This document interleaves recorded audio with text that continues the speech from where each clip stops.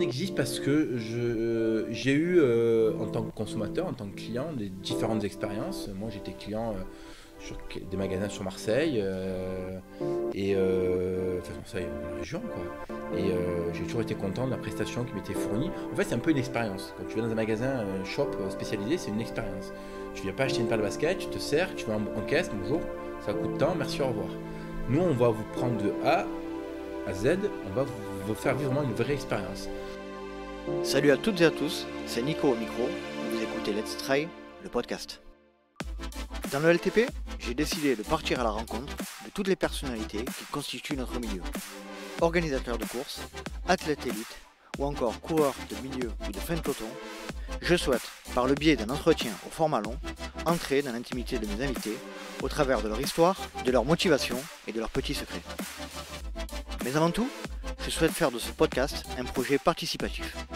Donc pour agrandir la communauté, n'hésitez pas à parler du LTP autour de vous. Et surtout, et c'est ce qui est le plus important pour moi, courez vite sur la plateforme Apple Podcast pour noter avec 5 étoiles et y laisser un petit commentaire. C'est ce qui m'aide à remonter dans les classements.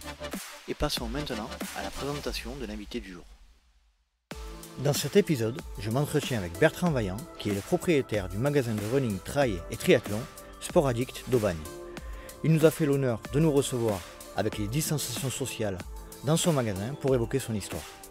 Et comme Bertrand est également l'ami de Serge Fortini, qui est athlète de haut niveau en course à obstacles et youtubeur, vous pouvez d'ailleurs le retrouver sur sa chaîne YouTube du même nom, nous avons cuisiné Monsieur Vaillant pour connaître son histoire de vie, ses premiers pas professionnels, l'histoire de la création de son entreprise, et avons également évoqué la manière avec laquelle il a pu traverser cette crise majeure dans un milieu économique très impacté.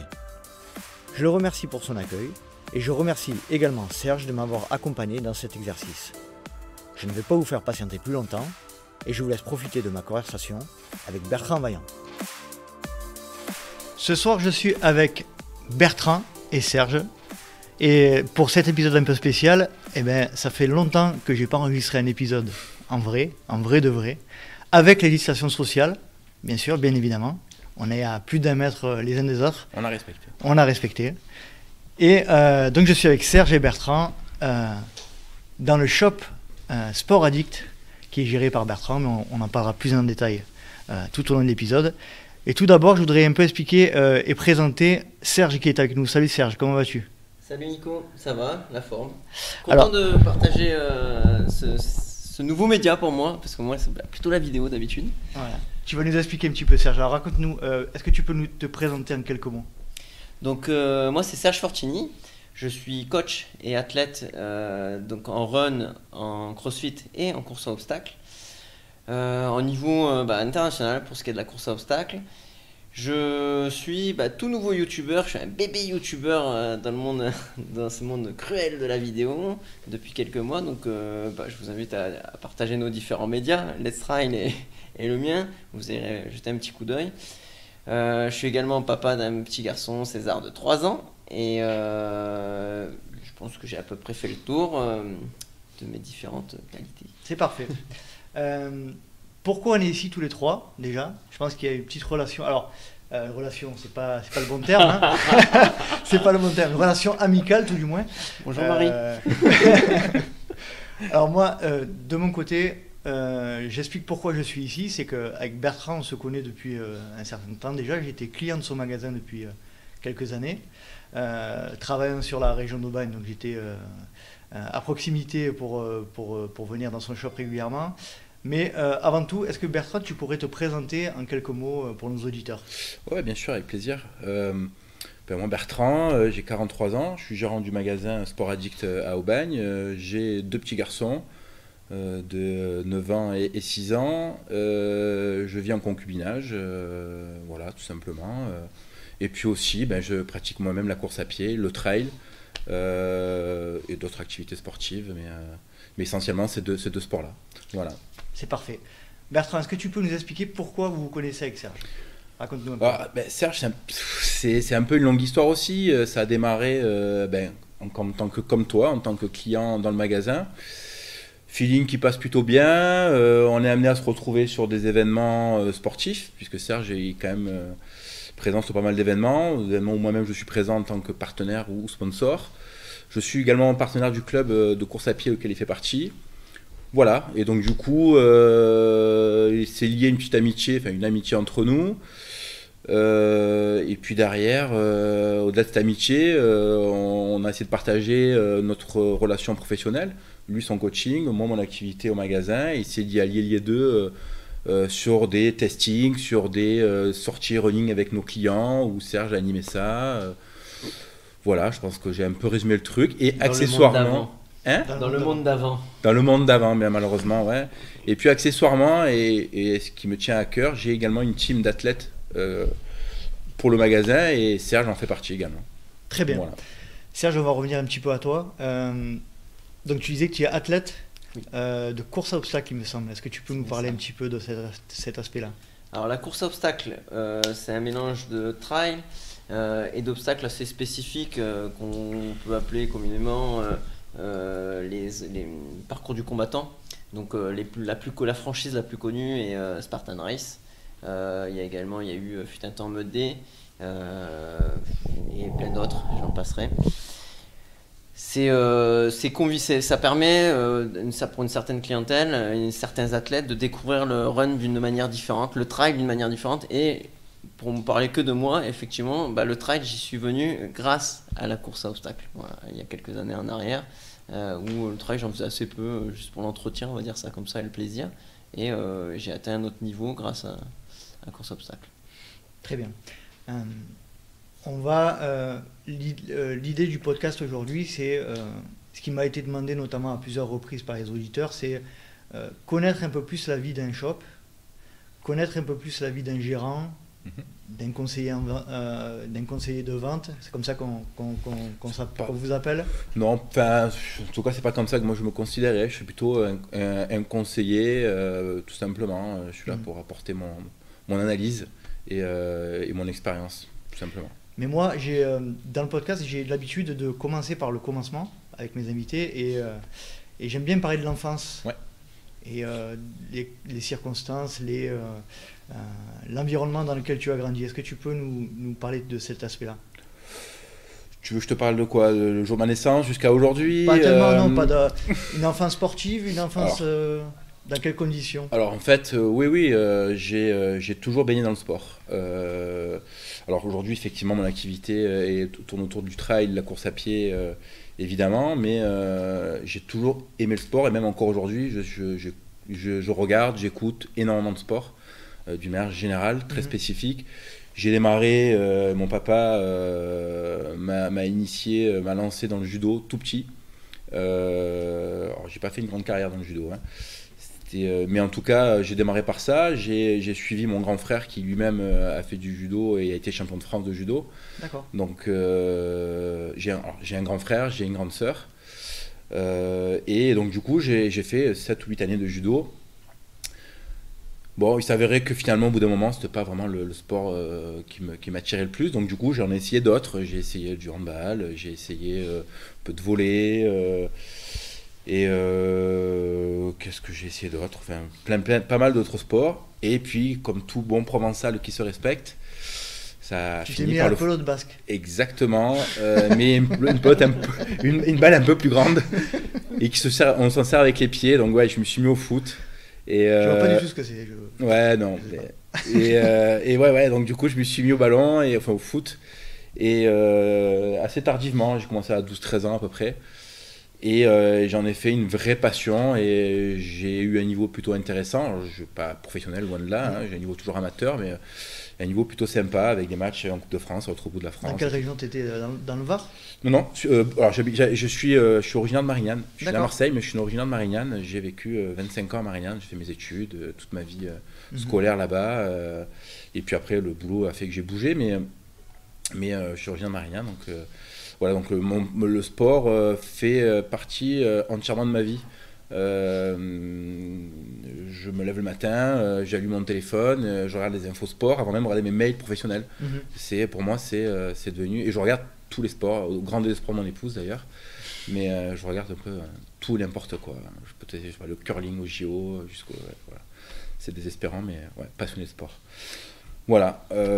Si je peux te parler après de ma vie Au niveau personnelle. Au niveau personnalité, tu étais plutôt un enfant ouvert aux autres Ouais, très ouvert, beaucoup de copains. J'ai toujours aimé être entouré de mes potes, de mes amis. Moi, une journée sans un copain avec moi, c'est une journée ennuyeuse, quoi.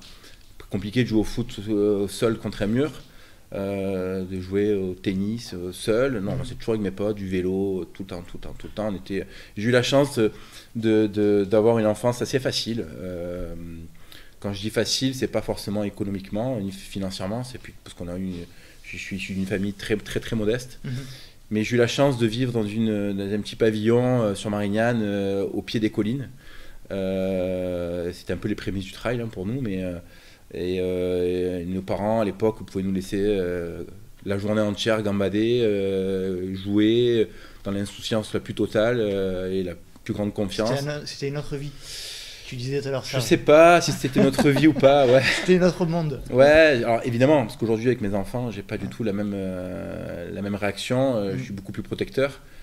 Mais est-ce que c'est une vie qui a changé ou c'est nos outils de communication, les gens qui ont changé, ou les informations qui nous sont données aujourd'hui, qui nous donnent aussi une vision un peu plus précise de ce qui se passe malheureusement et où on est un peu plus craintif, je sais pas. En tout cas, voilà, moi j'ai vécu dans l'insouciance la plus totale, franchement. Et qu'est-ce que tu voulais être? Tu te rêvais quoi quand tu étais enfant, adolescent? Footballeur professionnel.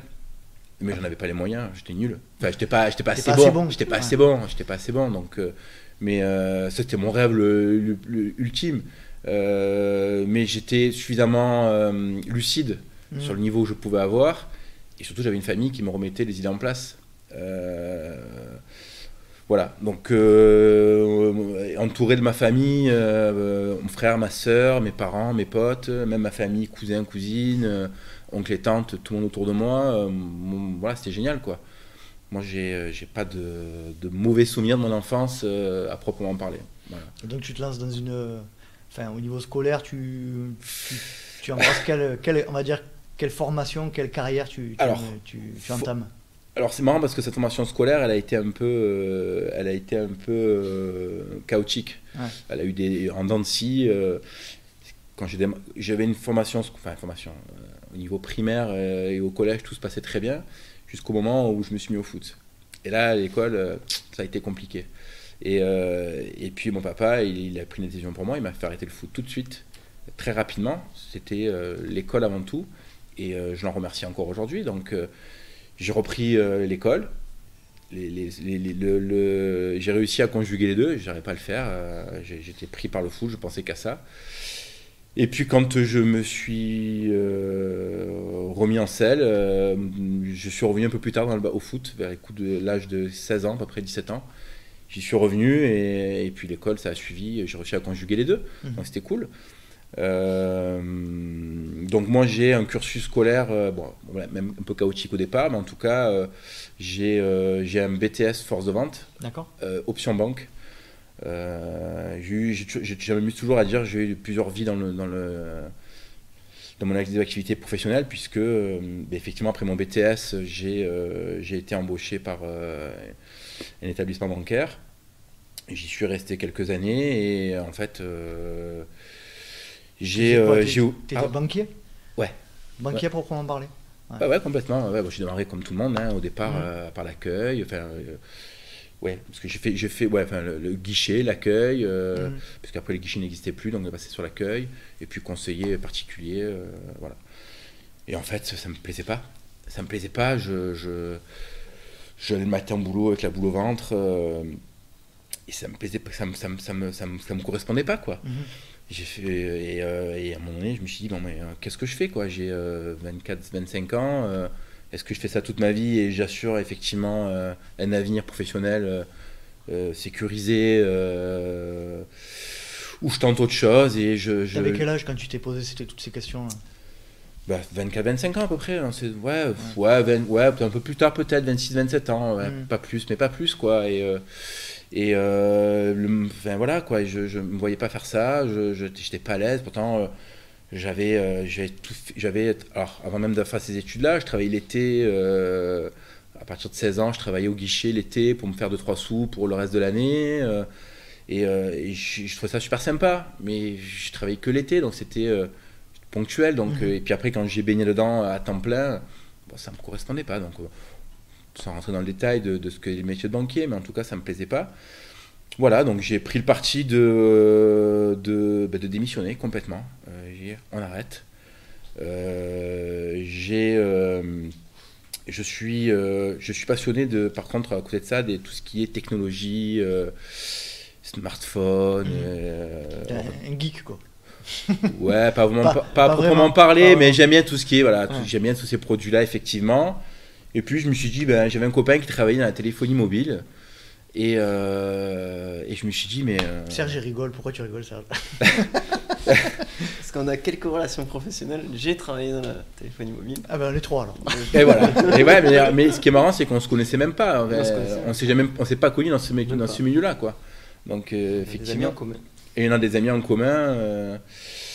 Et puis voilà. Donc je suis allé à mon pote. J'ai dit, écoute, tu chercherais pas un vendeur dans ton magasin, une téléphonie mobile? Il me dit, mais T'avais démissionné à ce moment-là, quand ouais, complètement. T'avais zéro revenu. Non, j'avais zéro revenu, mais je savais que j'allais rebondir vite. J'avais du bagou, j'avais fait quelques petits jobs avant qui me permettaient de pouvoir éventuellement, rapidement. Avant de démissionner, je le sollicite et il me dit, écoute, mais tu es banquier, qu'est-ce que tu vas faire, vendeur de téléphone portable? Mais tu disais tout à l'heure que t'avais fait une formation de force de vente. Ouais. Donc ta formation, Complètement. c'était de la vente aussi. Complètement. Mais si tu veux, dans l'esprit des gens, le banquier, c'est quelqu'un de stable, quelqu'un de posé, quelqu'un qui a un certain statut, qui travaille en costume. Et bon voilà, moi j'ai pas cette vision du banquier parce que je travaille dedans tel qu'on peut le voir d'un point de vue extérieur. Et mes potes ils me disent, mais tu es un fou, quoi. Qu'est-ce que tu fais, quoi? Écoutez, je suis pas à l'aise, je veux changer de vie, je veux changer de métier, donc voilà. Donc je postule, je suis embauché en tant que vendeur dans une boutique de téléphonie mobile sur Marseille. Et en fait, je me révèle dans ce métier-là en me disant, écoute, ça me plaît bien, je manipule des appareils, je côtoie des clients toute la journée, des nouvelles têtes, ça va vite, ça va à 2000 à l'heure. Je t'interromps, mais ouais. tu sentais que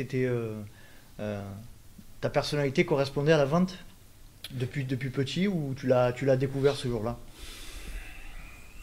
Alors oui, plus ou moins. Moi, je suis quelqu'un d'assez ouvert. Je parle facilement avec les gens. Mais je me suis même essayé. Alors j'ai évité cette période-là de ma vie, mais j'ai même fait du porte-à-porte pour vendre des fenêtres. Ça me plaisait pas. Moi, ce qui me plaît dans mon métier de vente, c'est de vendre du conseil et apporter une solution à un client, mais c'est pas vendre coûte que coûte pour avoir touché sa com. C'est pas ça qui m'intéresse. C'est effectivement vendre un produit, ok, mais c'est surtout apporter la solution, le conseil, apporter le produit que le client cherchait ou l'accompagner dans son projet. Ça me plaît. Voilà. Et avec ce poste dans la téléphonie mobile, c'était ça que tu faisais, quoi? C'était un peu ça. Les gens venaient à chercher. Alors, il y en a qui savaient ce qu'ils voulaient, mais il y en a qui maîtrisaient rien. Et puis, je leur expliquais le produit. C'était pas que vendre et puis merci, au revoir. C'était leur vendre le produit, le mettre en service, etc. Après, dans ce métier-là, au bout de 2 ans, en faisant ça, c'était sympa. J'avais quand même des ambitions personnelles, familiales. J'avais envie de gagner un peu plus ma vie aussi. Et puis, au-delà de ça, j'avais envie d'évoluer, donc accompagner, comment dirais-je, je voulais aussi, pourquoi pas, donner mon savoir-faire à quelqu'un d'autre, c'est-à-dire que je voulais faire du management. Le transmettre, merci. Et en fait, je voulais simplement faire du management. Donc j'ai eu l'opportunité au sein de cet opérateur-là d'évoluer, passer manager d'une boutique. Et là j'ai évolué très très vite, donc de vendeur je passe responsable du magasin, point de vente, et une année après je passe chef des ventes, et là je gère plusieurs boutiques très rapidement. Donc je manage 2-3 boutiques en même temps, je suis beaucoup moins sur la surface de vente, donc je perds le côté relationnel avec mes clients. Je gère autre chose, mais ça me plaît beaucoup aussi, je m'éclate vraiment dans ce que je fais aussi. De temps en temps, je retourne sur la surface de vente pour donner un coup de main à mes vendeurs.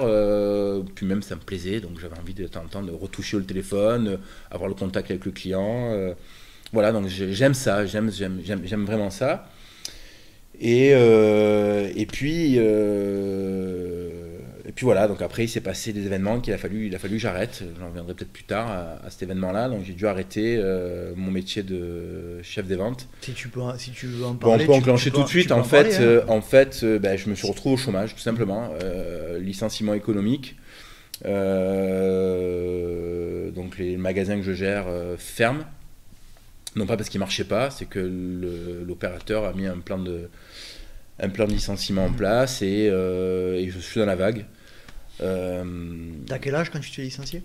J'ai 33 ans, 34 ans. Et là, il faut que tu te poses des bonnes questions parce que tu as 2 enfants. Et là, tu vis plus pour toi, tu vis plus en te disant... c'est paradoxal ce que je vais dire après derrière, c'est assez paradoxal, mais tu vis plus pour toi, donc tu dois assurer quand même un statut économique stable pour ton foyer. Bien sûr. Mais tu n'as qu'une vie. Et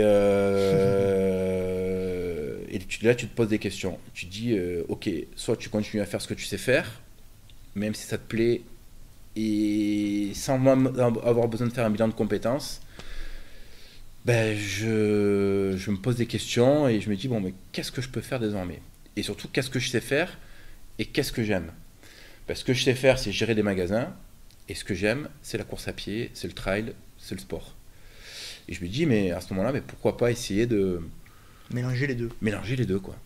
Et l'idée, elle mûrit un peu bêtement. Je me retrouve un soir dans un restaurant avec mes 2 meilleurs potes.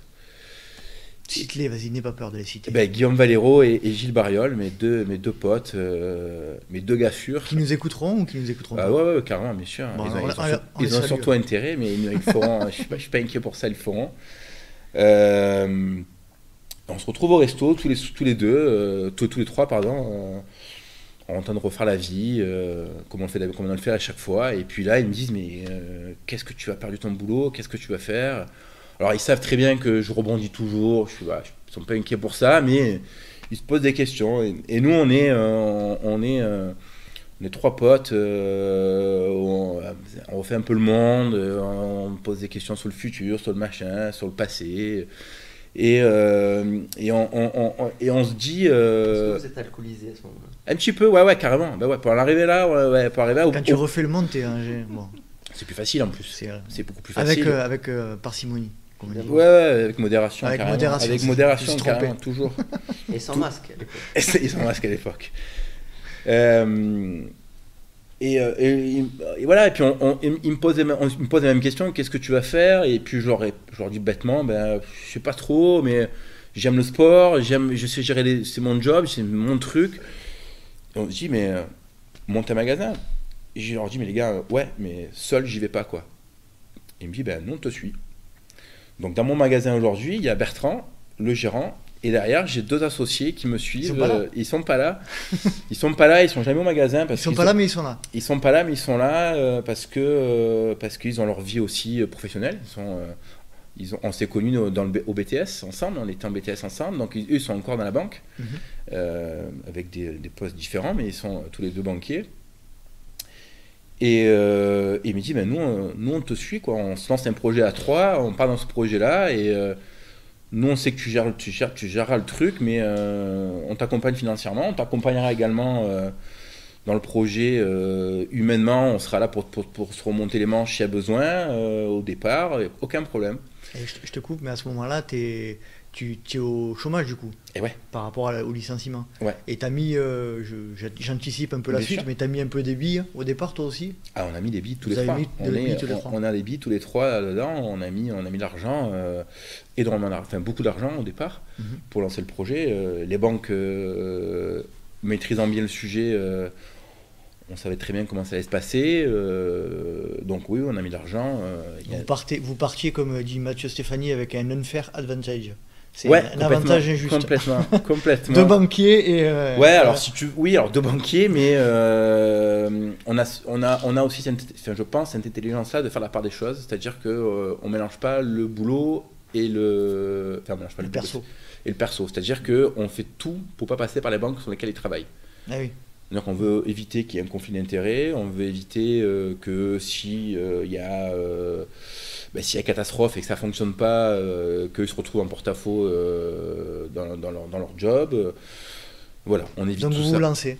On se lance dans le projet, on monte toute une étude de marché, voilà, et on se lance. On se lance, on trouve le local, on trouve le secteur où on estime que c'est là que ça doit se passer, et on se lance, quoi. Et on se lance. Et donc, nous voilà aujourd'hui. Bon. C'était en quelle année? Alors nous, le projet, on le mûrit en fin 2014. Et en 2015, décembre 2015, le magasin ouvre. Qu'est-ce qu'il y a de plus dur au début? Ça n'a pas été si difficile que ça. Parce qu'on a eu un alignement des étoiles. Je vois aujourd'hui, parce que j'y ai baigné dans la banque, donc j'ai vu des porteurs de projets, des entrepreneurs qui n'arrivaient pas, qui galéraient pour trouver des financements. Nous, on avait ficelé le truc, donc ça n'a pas été si compliqué que ça. On a trouvé un local très rapidement, dans ce qu'on voulait, dans ce qu'on cherchait. J'ai eu la chance, je ne le cite pas là, mais je tiens à le faire, et c'est hyper important, d'avoir mon épouse qui m'a suivi dès le départ. Ma famille m'a accompagné, m'a suivi dès le départ. Ma femme était d'une aide monstrueuse dans ce projet-là. Si elle m'avait dit je le sens pas ou je veux pas que tu y ailles, je serais jamais allé. C'était clair et net. Derrière chaque grand homme, il y a une grande femme. Ouais. Ça, c'est un peu sexiste d'ailleurs de dire ça. Ouais, complètement. Si tu lui réfléchis à la phrase, complètement, complètement. Elle est un peu misogyne. Mais c'est tellement vrai, quoi. Je veux dire, si parce que au-delà de l'aspect économique du projet, de l'aspect économique pour le foyer, parce que forcément il y a des risques financiers. Ça fait peur, en fait. Ça fait hyper peur. Mais c'est que on sait que ce projet-là va me prendre énormément de temps. Et que je vais passer beaucoup moins de temps à la maison. À ce moment-là, j'avais un garçon qui était, mon dernier était tout petit, et du coup, j'allais manquer des choses. J'allais manquer certainement le repas le soir, la douche, les devoirs pour le grand, le coucher, les histoires. J'allais manquer beaucoup de choses. Que je manque encore aujourd'hui d'ailleurs, parce que le magasin me prend beaucoup de temps. Mais elle te suit. Elle me suit. Elle a confiance en moi. Elle m'a toujours fait confiance. Même dans les moments de doute, on a eu des moments compliqués par la suite. On vit encore à l'heure actuelle des moments compliqués, avec ce Covid. C'est compliqué. On en parlera après, bien sûr. Mais elle m'a toujours accompagné. Elle m'a toujours même remonté le moral. Sur des moments où j'étais dans le doute le plus total, elle a toujours été là, elle a toujours eu confiance en moi, toujours eu confiance au projet. Et ça... ça n'a pas de prix. Ouais, ça n'a pas de prix, quoi. Serge, n'hésite pas à intervenir, on est trois, on est en format discussion. Donc, si tu as des questions... Ouais, parce que je parle pas beaucoup, moi, donc c'est ça qui est bien. Non, mais si tu as des questions qui te viennent, n'hésite pas à interagir. Donc vous vous lancez sur ce projet-là. Ouais. Qui est un gros projet. Alors, jamais aucune expérience d'entrepreneuriat. C'est la première. T'es salarié. C'est la première. Alors là où je voulais en venir aussi, c'est que quand j'ai dit j'ai qu'une vie tout à l'heure, c'est que mon métier, j'aurais pu le refaire dans un autre opérateur ou sur d'autres agences, parce que j'ai eu des opportunités quand ça s'est su dans le milieu que j'allais, sans pour autant que j'étais la perle rare. C'est juste que quand ça s'est su que nos magasins allaient fermer, il y avait des opportunités, des gens qui avaient besoin potentiellement de moi. Et je me suis dit, toute ma vie, j'ai toujours progressé dans les échelons, dans mes métiers. Et Et pour moi, l'aboutissement, la suite logique, c'était de devenir entrepreneur et créer mon entreprise. Tu l'avais toujours dans un Ouais, j'avais coin de toujours ta ça au tête, fond de ça? moi, ouais. J'avais toujours ça au Ouais. fond de moi, de me dire, Ça, un jour, je voudrais le faire. Ça se matérialisait par des idées que tu avais parfois ou Pas non, forcément. Non, non, pas forcément. J'avais pas d'idée précise. J'avais des envies comme ça, de me dire, un jour, je voudrais être patron, Mhm. mais sans avoir de secteur d'activité majeur, sans avoir de quoi que ce soit. Et puis là, ça s'est fait comme ça. Et là, je me suis dit, allez, je me lance. Alors, c'est vrai qu'aussi, quand tu es licencié de manière économique, c'est plus facile de te lancer dans un projet parce que tu as du temps, du temps, de l'argent. tu as de l'argent, parce que forcément, tu as des aides. Et ton épouse travaillait? Oui, complètement. Alors, ouais, mais elle a travaillé pendant 1 an, puis après, on a déménagé, on habitait Marseille, on a quitté Marseille pour partir dans le Var, pour s'offrir une qualité de vie. Et elle se retrouve également au chômage quasiment en même temps que moi, enfin peu de temps après moi. Donc là, on a pris un gros risque, effectivement. On savait que ça allait, parce que comme on quittait la région, son boulot, elle pouvait plus le tenir, donc il fallait absolument qu'elle trouve autre chose. C'est ce qui s'est passé derrière, hein. On n'était pas inquiet, mais on a pris ce risque-là malgré tout. Mais oui, j'avais toujours cela au fond de moi de me dire qu'à un moment donné, je voulais être entrepreneur. Et donc c'était plus facile parce que tu avais la première année, tu as un accompagnement de Pôle emploi qui te maintient ton salaire. Donc si tu veux, c'est une charge salariale moins importante pour l'entreprise au départ. Donc ça te permet quand même de pouvoir limiter le risque sur au moins les premières années. La première année, on avait, lorsque tu es licencié, tu obtiens un chèque, même si ce chèque-là, peut-être que certains ont préféré s'en passer et garder leur métier, hein, bien évidemment, mais voilà, moi j'ai eu cette opportunité-là. Voilà, donc si tu veux, il n'y a pas eu de grosses difficultés, mais il a fallu faire des bons choix. Et les choix qu'on a fait, ça nous a permis d'arriver finalement à obtenir ce qu'on voulait sans trop de difficultés. Ça s'est fait assez facilement. Et même d'ailleurs, on a été un peu étonnés parce que quand on voyait ou j'entendais ce qui se faisait ailleurs, c'était très très compliqué. Et à cette époque-là, le monde du shop spécialisé dans le running, c'était très présent par rapport à tu parlais du business plan tout à l'heure. Est-ce que c'était déjà prévu? Est-ce que vous avez choisi le lieu justement? Que je comprends. À quel moment vous avez décidé de ce secteur d'activité-là dans la vente? Alors, ce secteur d'activité-là, on l'a pris un peu, on l'a choisi parce que c'est ce qui me plaisait, c'est ce qu'on a envie de faire. Maintenant, on ne maîtrisait pas tout dans ce métier-là. On ne maîtrisait pas les différents intervenants, donc les confrères. J'emploierai jamais le terme, je vais le faire là, mais le terme concurrent. Pour moi, on n'est pas des concurrents, on est des confrères. Vraiment, je tiens vraiment à ça, c'est très important. D'ailleurs, pour la plupart des autres magasins dans la région, on se connaît tous. En tout cas, moi, j'entretiens de très bonnes relations avec eux. Et c'est vrai qu'on ne maîtrisait pas beaucoup le secteur d'activité. Au départ, on ne maîtrisait pas les marges qu'on pouvait avoir. On ne savait pas combien de paires de baskets il fallait vendre pour pouvoir payer tes charges, ton salaire, pouvoir en vivre. Par basket et autres, hein, bien évidemment. On ne maîtrisait pas la partie sponsoring des événements. Comment tu montes un business plan sans connaître tout ça? Justement, et là tu commences à potasser. À 3 donc? Ouais, ou complètement. toi seul? Alors, moi, beaucoup plus qu'eux, parce qu'ils ont quand même. Moi, j'ai beaucoup plus de temps. Dédié, ouais. Moi, j'ai eu beaucoup plus de temps. Et puis, de toute façon, c'est moi qui allais être l'acteur principal, de toute façon, de cette aventure. Donc, c'était à moi d'aller potasser tout ça. Donc tu mènes tes recherches sur le net, tu essaies de contacter certaines marques, et puis tu te rends compte que c'est un peu compliqué, et puis à un moment donné tu te poses des bonnes questions. Alors moi j'avais l'expérience aussi de la téléphonie mobile, parce que je travaillais pour un opérateur, et je savais ce qu'il fallait faire. Et en fait ce qu'il fallait faire, c'est passer par un groupement, une franchise, pour pouvoir t'aider dans ce projet-là. Qu'est-ce qu'elle t'apporte comme aide, une franchise, au début?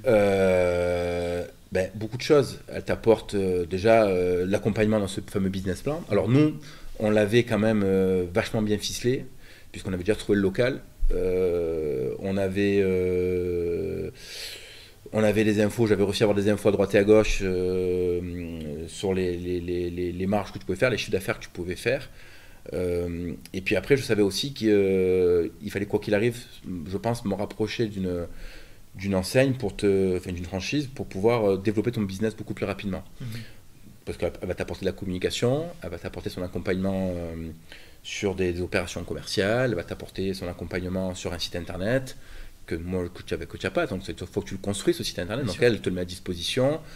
Et puis surtout, elle te met en relation avec les marques. Elle te donne l'accès aux marques. Parce que toi, seul, Bertrand, personne ne connaît, quoi. T'avais été confronté déjà à des murs? Ouais, complètement.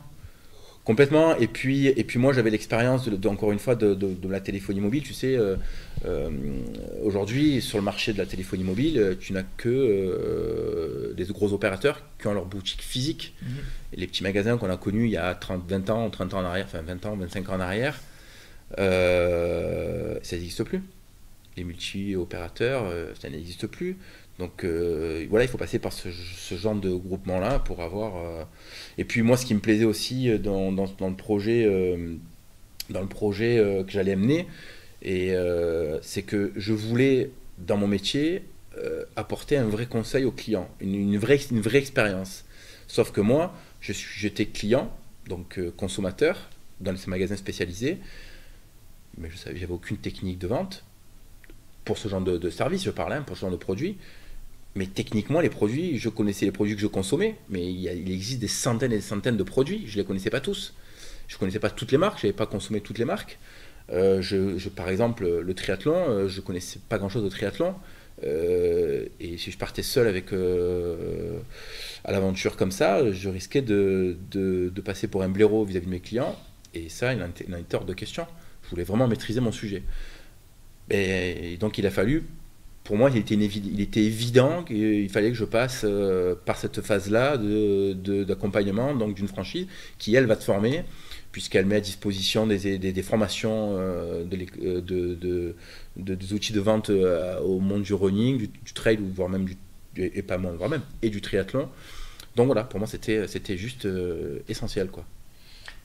Donc tu ouvres ton magasin, et ça te fait quoi d'être le premier jour? Bon, j'imagine qu'il y a eu des travaux, qu'il y a eu... alors il y a eu la phase travaux. Le jour où tu ouvres officiellement à tes clients, ça te donne quoi comme sensation?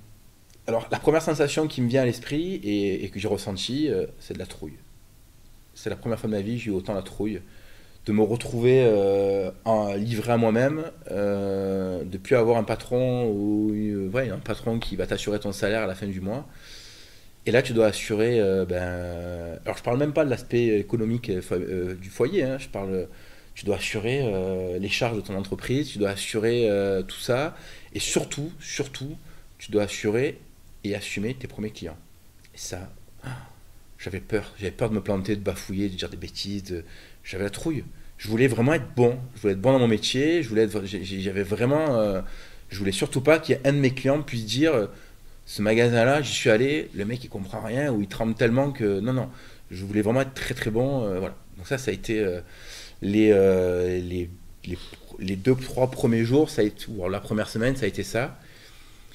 Et puis en fait, je me suis retrouvé dans mon élément, quoi. Et je me dis mais c'était ça, quoi. C'était une évidence. Je me suis éclaté, quoi. C'était génial. Tout de suite, puis un truc tout bête, ça fait sourire tout le monde quand je dis ça, mais tu vas au boulot en jean basket ou en survêt de basket, quoi. Moi, j'ai travaillé toute ma vie en costume, en chaussures, te raser tous les matins. Là, tu vas à la cool, quoi. J'ai une question indiscrète. On coupe éventuellement s'il faut. Est-ce que la première semaine, tu fais un gros chiffre d'affaires? Est-ce que tu fais des ventes la première semaine? Est-ce que ça génère un stress supplémentaire parce que tu vends ou tu vends pas? Tu fais quelques ventes, mais ton chiffre d'affaires, il est pas du tout en phase avec ce que tu avais espéré, ce que tu as imaginé. C'est compliqué. Donc tu rentres à la maison dès le départ, transpirant. Non, pas transpirant, parce que tu as quand même, comme on était assez prudent dès le départ dans notre projet, on avait quand même prévu au cas où cette phase-là compliquée. J'étais banquier, hein. Ouais. Il y avait la trésorerie. Il y avait un peu de trésor, mais malgré tout, tu te dis bon, c'est compliqué là, mais ça va le faire, quoi. Et puis tu essaies de réfléchir à toutes les solutions possibles, imaginables pour faire démarrer ton magasin, faire de la communication, voilà. Et voilà, donc au début ça va. Ce stress-là, effectivement, il va arriver plus tard, puisqu'on a eu des étapes, on a eu plusieurs phases dans ce magasin, dans la pérennité de ce magasin-là, parce qu'aujourd'hui, je peux affirmer qu'on est sur une phase économique pérenne. On a passé la fameuse étape des 5 ans. On a passé ces 5 ans-là. Souvent, dans une entreprise, quelle qu'elle soit, on parle d'une phase de 3-5 ans pour vraiment être relativement, je ne dirais pas certain, parce qu'on n'est jamais certain de quoi que ce soit, mais tu passes ces 3-5 ans, tu sais que ton activité va être pérenne par la suite, elle doit fonctionner. En général, tu te casses la figure avant. Donc oui, effectivement, pendant la phase 3-5 ans, les 5 premières années, tu te trembles en te disant, est-ce que ça va se passer, est-ce que ça va fonctionner? Et puis après, il y a des signes qui ne trompent pas, il y a tes chiffres bien évidemment, mais il y a le ressenti, il y a les retours clients, il y a les bouches à oreille, tu entends les échos, tu entends les choses, voilà. Et ça, tu te dis, bon, on est dans le vrai. Je te coupe, mais tu parlais un petit peu tout à l'heure du sentiment de... comment on appelle ça, le syndrome de l'imposteur. Est-ce que tu l'as... Enfin, j'entends par syndrome de l'imposteur, tu disais que tu ne te sentais pas forcément légitime sur certains aspects en tant que vendeur, notamment pour les conseils. Est-ce que ça t'a compliqué la tâche dès le début, ce sentiment de ne pas tout savoir sur tes produits? Ouais, ça a été compliqué parce que, tu sais, quand les premiers clients qui rentrent dans ton magasin, tu sais pas ce qu'ils font, tu connais pas leur niveau, tu sais, quand je parle de niveau, parce que je rencontre de tout dans mon magasin. Je rencontre de l'athlète, au chasseur de dossard, au chasseur de podium, aux coureurs débutants, aux coureurs novices, amateurs, voilà. Et le client, quand il rentre, tu sais pas forcément. Et il y a des gens avec qui tu vas discuter, et ce mec-là, ou cette femme-là, elle maîtrise mieux les produits que toi. Parce que ça fait 30 ans ou 40 ans qu'elle court, ou ça fait ne serait-ce que même que 10-20 ans, mais le produit, elle le connaît sur la pointe du début du lacet jusqu'à la semelle, elle connaît tout. Elle peut te parler du poids, du drop, elle peut te parler de plein de choses. Et toi, si tu commets un impair à ce moment-là, ben, tu passes pour un blaireau, quoi. Enfin, le client peut ça passer pour un blaireau, très facilement. Donc, moi, j'avais vraiment envie de maîtriser tous mes produits. Donc, quand mes produits sont arrivés avant qu'on ouvre en magasin, j'ai mis mon pied dedans, j'ai couru avec, j'ai potassé, je voulais tout maîtriser de mes produits. Je voulais surtout pas passer pour le conseiller qui ne maîtrise pas ses produits. Donc, oui. Donc le syndrome de l'imposteur, il y a effectivement ça, et puis il y a, comme je te disais tout à l'heure, il y a des disciplines que je ne maîtrise pas. Je vends des produits, des accessoires pour la marche nordique, je ne pratique pas la marche nordique. Je n'ai jamais pratiqué la marche nordique, donc je voulais, pour ça, il fallait que les marches nordiques, c'est une marche très active, qui est pratiquée avec des bâtons. Alors le bâton de trail, j'avais utilisé, pas de problème, mais la marche nordique, il y a un geste que je n'avais jamais pratiqué. Voilà, donc c'était important pour moi de maîtriser tout. Et puis après, on a des produits en magasin qui ne sont pas que de la chaussure. Il y a aussi de la chaussette, mais il y a aussi des orthèses pour les blessures, pour les préventions aux blessures. Il y a des blessures que moi, j'ai pas eues. J'en ai eu des belles et des nombreuses. Mais il y en a que j'ai jamais eu, donc il fallait absolument que je sois formé par ça. Donc il y a eu la formation effectivement de l'accompagnement de la franchise, mais il y a aussi l'accompagnement des marques. Les marques sont venues une par une aussi avant l'ouverture pour la plupart, pour nous expliquer les produits, etc. Donc on avait quand même des années de pratique en tant que sportif, donc on avait quand même beaucoup de choses qu'on maîtrisait, mais je voulais tout maîtriser. Donc il fallait, certaines marques, elles m'en ont voulu parce que je ne les ai pas lâchées. Hein. Je leur ai demandé à ce qu'elles aient un magasin, qu'elles nous forment, et ça a été... parfois certaines ne pouvaient pas se rendre disponibles, mais j'ai fait en sorte qu'elles se rendent disponibles pour vraiment maîtriser le produit. On en parlera plus précisément tout à l'heure avec Serge de l'aspect plus marque, plus technique, et plus, ce sera plus sa partie. Mais j'ai vu que dans ton magasin, tu fais partie des magasins qui ont un tapis de course. Ouais. Donc tu proposes, toi, quand tu vends une paire de chaussures, une analyse préalable à la vente de tes... deux questions qui vont peut-être être pas évidentes à répondre, mais dans quelle mesure tu peux remplacer éventuellement un podologue, par exemple, Et est-ce que ce type de test qui est fait dans ton magasin est certifié et apporte une qualité à tes clients? Alors, je ne sais pas si j'ai été clair, elle est un peu... je vais essayer de te répondre. Si ma réponse est claire ou pas, on verra. Alors, non, déjà, j'aurais jamais la prétention de remplacer un podologue, clairement. D'abord, j'ai pas les études. Eux, ils ont un diplôme certifié. Voilà, moi, je l'ai pas. Mais par contre, l'expérience fait que les conseils qu'on m'a donnés, c'est pas moi qui les ai inventés, ils existent depuis des années, utilisés par de nombreux magasins en boutique, pratiqués par les marques en direct elles-mêmes, qui elles-mêmes se sont appuyées sur des médecins, etc. Donc si tu veux, là-dessus, je suis très très serein. Maintenant, c'est vrai qu'il y a une, je ne sais pas si tu vas même sur ce sujet-là par la suite, mais en tout cas, il y a une vraie controverse au sujet notamment de ces analyses-là, puisqu'on parle de renfort de pronation, et puis il y a la controverse la foulée minimaliste. Et moi, j'ai une vision qui est assez large là-dessus, qui est assez ouverte. Bien au contraire, je suis moi-même un pratiquant de la foulée un peu minimaliste. Mais pour autant, pour moi, elle n'est pas adaptable à tout le monde.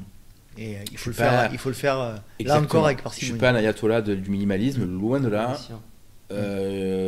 Général, j'essaie de le faire de manière, si vraiment je sens qu'il y a un besoin ou que le client lui-même a envie d'aller vers ce genre de produit-là, je vais le faire de manière prudente et en tout cas avec les connaissances que j'ai.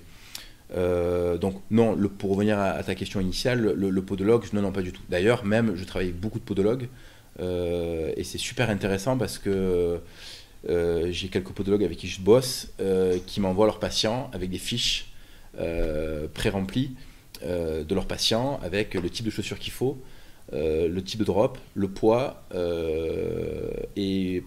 Mais pourquoi ils m'envoient ces fiches-là? Parce que ces podologues, je les ai reçus en magasin. Je les ai formés sur les produits que j'avais moi, parce qu'eux maîtrisent leur technique, mais maîtrisent pas, et ce qui est normal, ils maîtrisent pas toutes les chaussures, parce que certains podologues ne sont pas pratiquants de la course à pied, donc ils maîtrisent pas les marques, ils maîtrisent pas les différentes techniques de chaussures que nous avons. Et donc du coup, beaucoup de podologues avec qui je travaille aiment la manière dont je vois la course à pied, le sport, et aiment la manière de l'analyse que je vais proposer derrière. Et donc de ce fait, en croisant tout ça, on arrive forcément à proposer des conseils assez précis, assez justes sur le choix de la chaussure qu'on va proposer à nos clients. Évidemment, on ne va pas proposer la même chaussure à quelqu'un qui débute ou à un coureur qui va faire un 10 km en moins de 30 minutes, bien évidemment. Comme pour un trailer, on ne va pas proposer une chaussure à quelqu'un qui va faire une course nature de 10 km à quelqu'un qui fait du ultra-trail, évidemment. Donc, non, j'ai pas de diplôme pour m'en parler ou une formation reconnue par l'État pour ça. Mais j'ai l'aval de mes podologues, j'ai l'aval de marques, je suis très serein là-dessus, quoi. Et surtout, j'ai le retour client. Et ça n'a pas de prix, quoi, pour moi. Voilà. Alors justement, ces fameux retours clients, ça fait 2 fois que tu en parles, donc ça va être important pour toi. Tes retours clients, tu les as déjà par quel biais? Ouais. Et qu'est-ce que ça te fait d'avoir un retour client positif ou négatif? Ça te touche? Ah ouais, complètement. Ouais, complètement. Alors comment je les palpe ces retours-là? Il y a plusieurs outils, mais le premier, c'est ton client qui revient.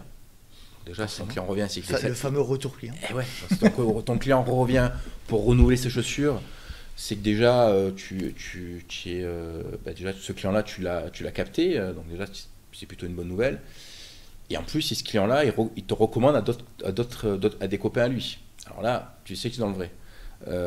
Donc nous, on a donc plusieurs outils. Donc c'est effectivement ce retour client, j'emploie un peu trop ce terme-là, mais ce client qui revient dans le magasin pour renouveler leur matériel. Les nouveaux clients qui ont été recommandés par des bouche à oreille. Donc le fameux bouche à oreille, ça pour moi c'est la meilleure le meilleur outil, la meilleure communication. Et c'est le meilleur marqueur surtout de ta qualité. Ouais, c'est là que tu fixes ton curseur. Ouais, c'est-à-dire que s'il y a des gens qui viennent parce que ça t'a été recommandé, c'est que forcément t'es bon. Complètement. Et on a fait. Là, je reviens plutôt sur un aspect communication et développement du magasin. On a utilisé de nombreux outils de communication pour faire connaître le magasin. On a essayé la communication radio, on a essayé la communication panneaux dans les rues, 4x3.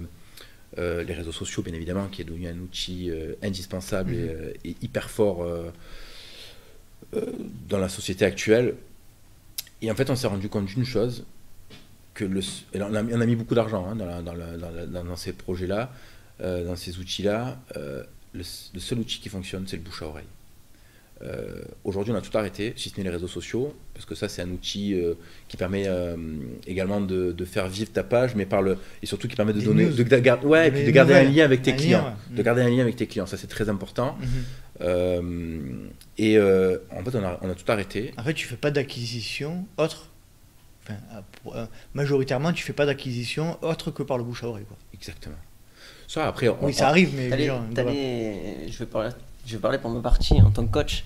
Il y a différents métiers. Tu as parlé des podologues, mais il y a aussi les kinés. Tu as aussi les coachs. Je voulais aborder ça après, mais c'est bien que tu le fasses complètement. Mais tu as les différents métiers où on travaille, là pour notre part, et je parle pour nous pour le coup, où on travaille tous ensemble parce que moi, quand il parlait des podologues tout à l'heure, je vais conseiller à certains de mes athlètes d'aller le consulter.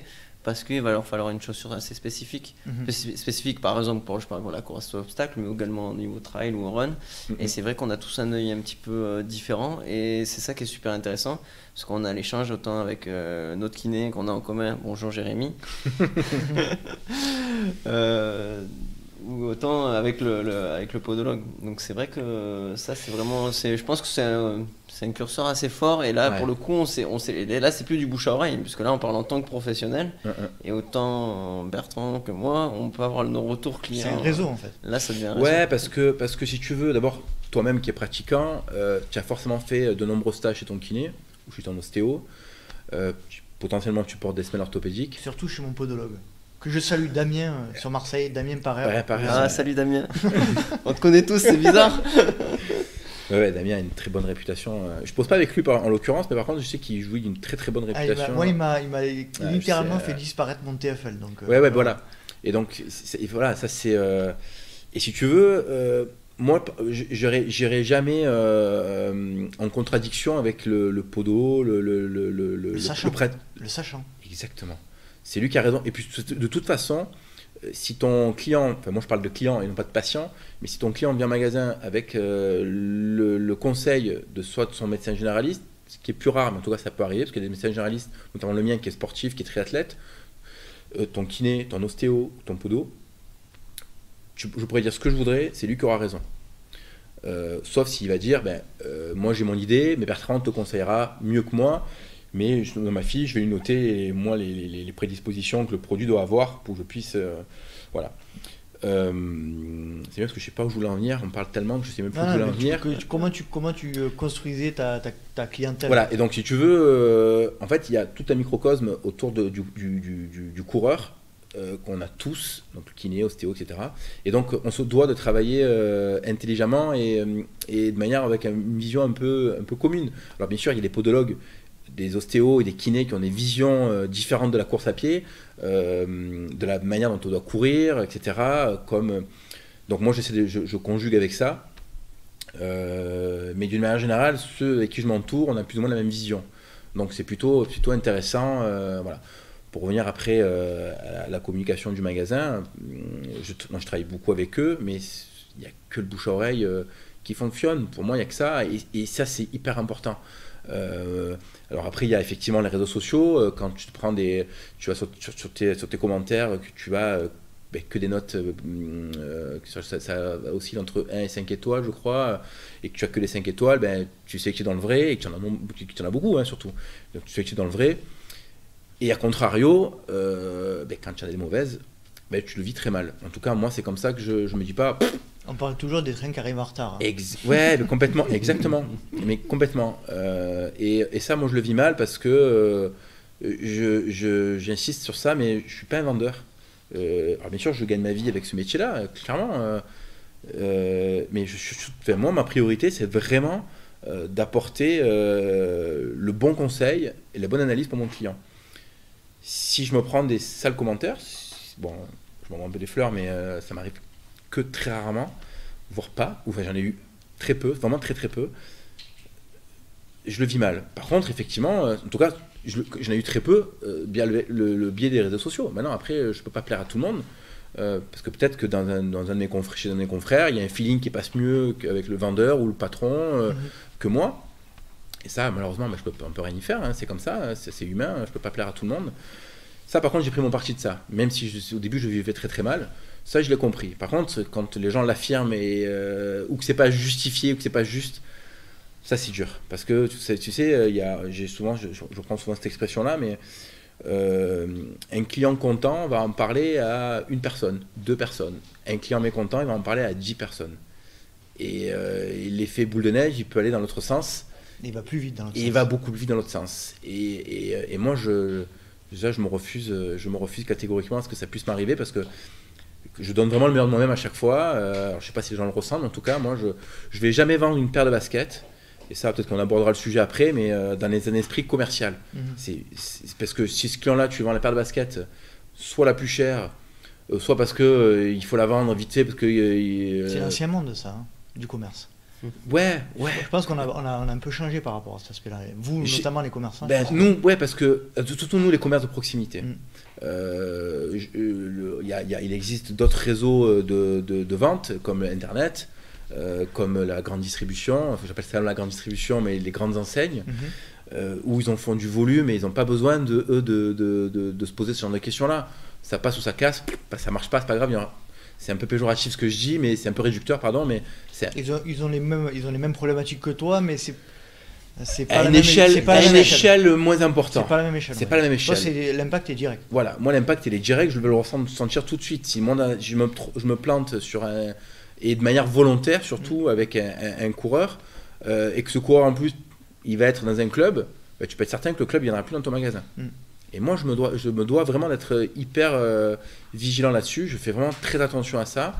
J'apporte toujours, en tout cas, mon expérience et mon analyse sur la vente d'une paire de baskets. Alors, on parle beaucoup de baskets mais on ne vend pas que ça. On va vendre de l'électronique, on va vendre des montres, on va vendre du textile, des chaussettes, de la diététique. Très important aussi, la diététique pour le trail, l'ultra-trail notamment. Enfin, le trail et l'ultra-trail, c'est très très important. Enfin, la course à pied et le triathlon, mais c'est très très important. Donc je me dois vraiment de faire très attention à ce que je peux dire. Vraiment, je fais très très attention. Voilà, ça c'est très important. Très très important. Moi, ce que j'aimerais que tu nous racontes, Bertrand, est-ce que tu n'aurais pas 2-3 petites pépites originales à nous raconter dans ton magasin ? Ouais. Enfin oui, après il y en a certaines que je ne peux pas forcément raconter, mais... alors, je vais essayer de te raconter une un peu croustillante, enfin un peu rigolote plutôt, parce qu'on parlait d'analyse de foulée, mais juste avant, je voulais faire une aparté sur un truc important auquel ça revient un peu à ce que tu disais, ça recroise un peu ce que tu me demandes, mais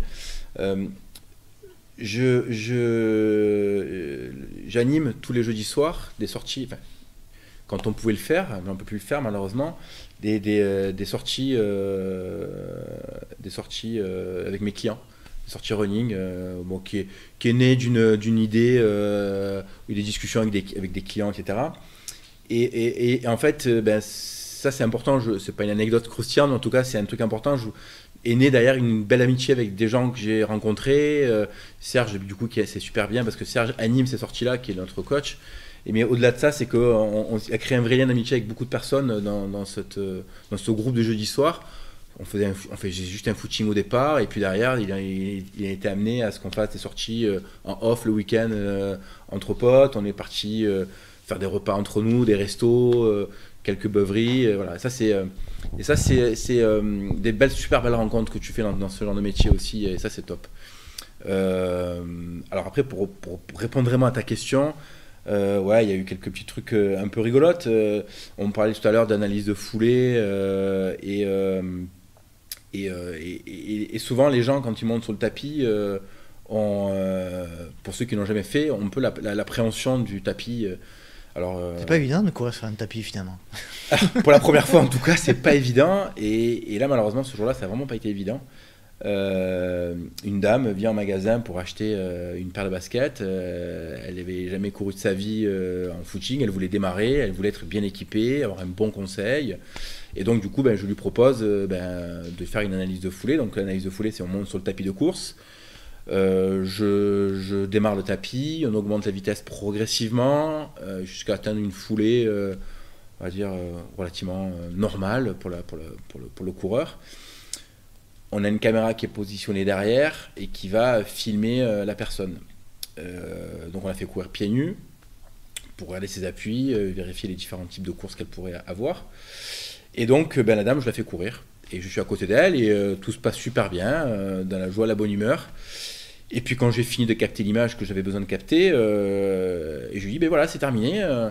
Mais le problème, c'est qu'elle a interprété le c'est terminé par j'arrête de courir. Sauf que le tapis continue à tourner. Et le problème, c'est que j'ai pas eu le temps d'arrêter le tapis. Généralement, le tapis, je réduis la vitesse progressivement. Et là, elle s'arrêtait net de courir. Et ce qui devait se passer, c'est qu'elle est partie en arrière, elle est tombée. Alors sur le coup, j'ai vite arrêté, je n'ai même pas arrêté le tapis, j'ai eu une peur monstre, je me rapproche d'elle. Et en fait, au moment où je me rapproche d'elle, je la vois morte de rire. Et donc elle était par terre, et le réflexe qu'elle a eu, c'est qu'elle a remis la main sur le tapis, et elle a refait un tour, et elle est repartie, elle s'est ruinée. Elle s'est ruinée, mais elle n'a pas eu de traces de sang. Il n'y a pas eu de blessure. Mais elle était morte de rire. Alors si tu veux, moi, sur le moment, j'ai eu peur pour elle, qu'elle se fasse hyper mal. En fait, il s'avère que pas du tout, mais voilà, c'est la seule fois où il y a quelqu'un qui est tombé. Parce que tu as ta responsabilité derrière. Alors, sur le coup, je n'ai même pas pensé à ça, mais oui, tu as raison, mais c'est surtout eu peur pour elle qu'elle se fasse mal, quoi. Et en fait, elle était morte de rire. Alors du coup, et ce qui était énorme, c'est que la caméra a tout filmé. Et ça, c'était trop bon, quoi. Donc elle m'a demandé ce que je lui envoie l'image, elle a fait suivre à toute la famille, tous les potes. C'était juste fabuleux, quoi, ce truc-là. Alors il y avait rien d'hyper croustillant là-dedans, mais c'était une belle anecdote quand je voulais rebondir sur le côté analyse de foulée et analyse qu'on peut faire.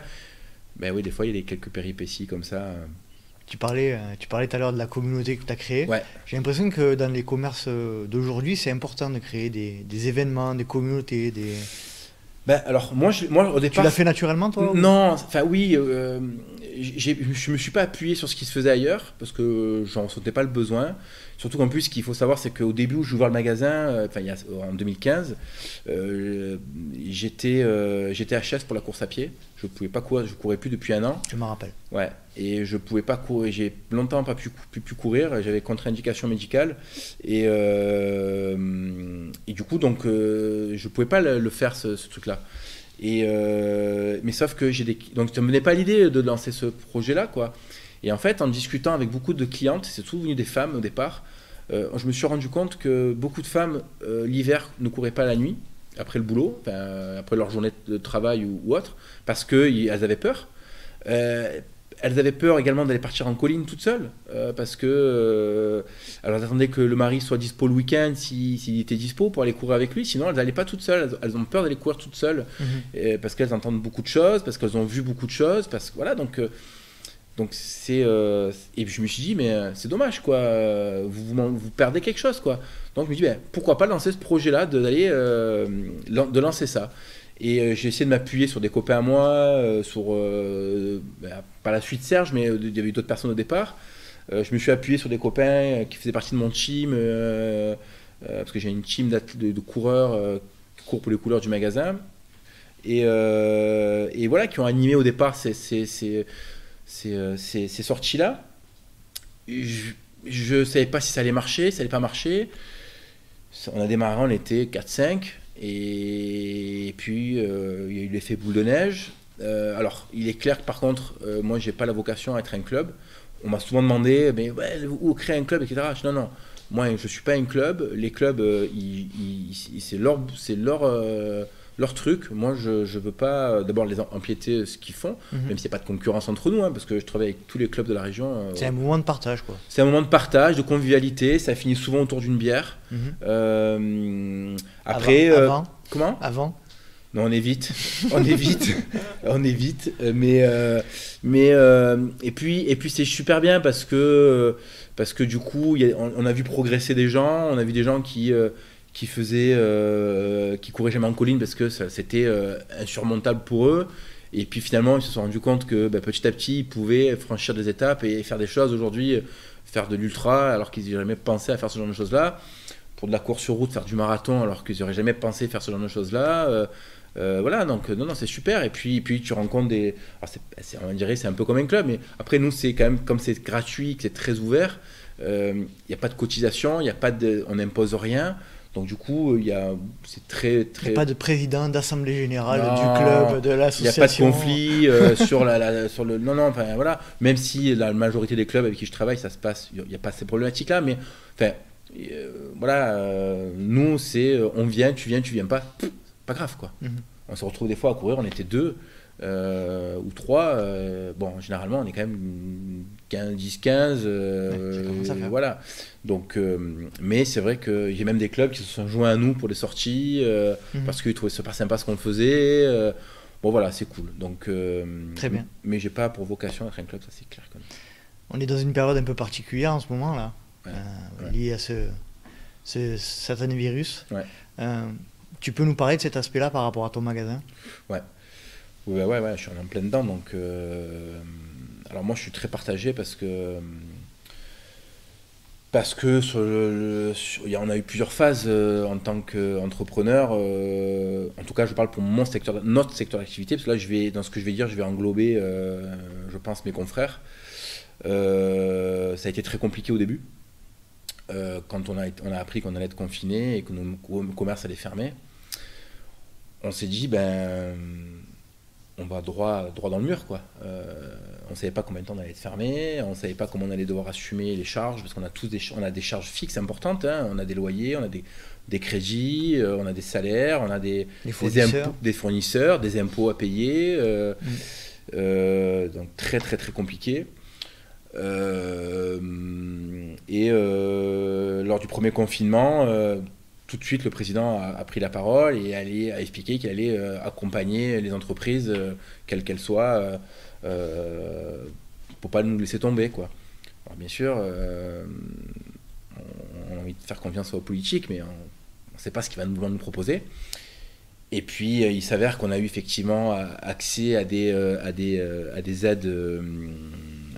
Des aides, de l'argent qui nous a été non pas prêté mais offerte, donné. C'était des petits montants, mais ça nous a permis de payer des charges fixes. Hein. Et après, on nous a mis à disposition un crédit à un taux très très faible, le fameux PGE, prêt garanti par l'État. Voilà, donc ça c'était la première phase. La deuxième phase, une fois qu'on était dans le confinement, donc il a fallu garder un lien avec notre communauté, donc nos clients, leur dire qu'on est toujours là, qu'on n'est pas mort, qu'il faut, j'aime pas trop dire ça, mais qu'ils consomment pas trop sur Internet parce qu'on est encore là, il faut nous aider parce que quand on va réouvrir, il faudra essayer de donner un petit coup de pouce. Voilà, on a beaucoup parlé de faire travailler les commerces de proximité. Alors c'est pas que nous, hein, c'est le boulanger, c'est le boucher, c'est même les kinés ont souffert parce qu'ils étaient fermés sur le premier confinement, un peu toutes les activités, nous faire travailler, nous aider, etc. Voilà. Et en fait, la chance que nous avons, alors moi j'en vois 2, en tout cas pour ma part, c'est que dans notre activité, les gens se sont mis au sport beaucoup plus que ce qui n'était auparavant. Moi, de chez moi, je voyais des gens courir avec des baskets de ville, hein, des Stan Smith, et puis ces gens-là, après derrière, tu les retrouves au magasin. Donc du coup, ça nous a apporté une nouvelle clientèle. Alors je dis pas que c'est bien ce Covid, hein, c'est pas ce que je veux dire. Hein. Je dis pas que c'était une bonne nouvelle pour nous, pour le business, etc. Loin de là, parce que derrière, il y a eu quand même. Ça serait passé quand même, quoi. Ouais, complètement, parce que du coup, il y a eu quand même une perte sèche de chiffre d'affaires. Il y a eu quand même aussi derrière des événements qui sont cassés la figure, qui n'ont pas eu lieu. Donc ça a enchaîné derrière, même une perte d'activité pour nous, parce que finalement, alors moi c'est pas trop mon cas parce que je pratique pas trop la course trail avec un dossard. Mais par contre, beaucoup de nos clients le font et du coup, ils achètent plus de nutrition parce qu'ils préparent plus d'événements importants. Et puis les événements, nous on en vit aussi parce que ça nous permet de créer un peu de communication sur les événements. On est partenaire, on est sponsor d'événements. Donc tout ça, ça a disparu. Hein. Aujourd'hui, il n'y a plus d'événements, donc ça c'est très compliqué. Mais par contre, je le dis et je le répète, moi je suis un peu désarçonné quand j'entends les discours de certaines personnes. Moi j'ai la chance de vivre en France. J'ai eu des aides de l'État, j'ai eu un droit à cet accès-là, j'ai eu droit à quelques aides. Les salaires sont maintenus pour les salariés aujourd'hui. J'ai eu l'expérience du deuxième confinement où l'État nous a prêté, même pas prêté, nous a donné de l'argent pour pouvoir payer toutes nos charges. Les fournisseurs nous ont également bien accompagnés là-dedans parce que ils nous ont permis de décaler les échéances, de payer plus tard nos factures. Ils nous ont repoussé nos factures, nous permettant de retravailler, rentrer de l'argent pour pouvoir payer. Et ça, c'est hyper important. On a une relation de confiance avec nos fournisseurs, ça c'est hyper important. Mais encore une fois, je le répète, on a eu des aides. S'il n'y a pas eu ces aides-là, on ne serait peut-être pas debout aujourd'hui. Ou alors les entreprises qui ont beaucoup d'années devant elles. Moi, je suis une entreprise toute jeune. Hein, qui ont beaucoup de réseaux, mais toi, c'est pas beaucoup de réseaux. Moi, j'en ai, mais c'est pas non plus, je sais pas nos limites, quoi. Et voilà, donc on a eu cette chance-là. Et j'ai eu des exemples de clients qui étaient sur d'autres métiers, mais qui vivent à l'étranger, qui sont venus en France, qui ont été rapatriés vivre en France au temps du déconfinement. Notamment en Espagne, les gens ils ont pas de chômage, pas de salaire, ils ont rien. En Angleterre, là ils ont mis récemment en place, parce qu'il y a eu un nouveau confinement, ils ont mis récemment en place un système de chômage, mais sur le premier confinement ils n'ont rien eu, les gars. Les entreprises n'ont rien eu, les salariés n'ont rien eu ou très peu. Va vivre avec ça, quoi.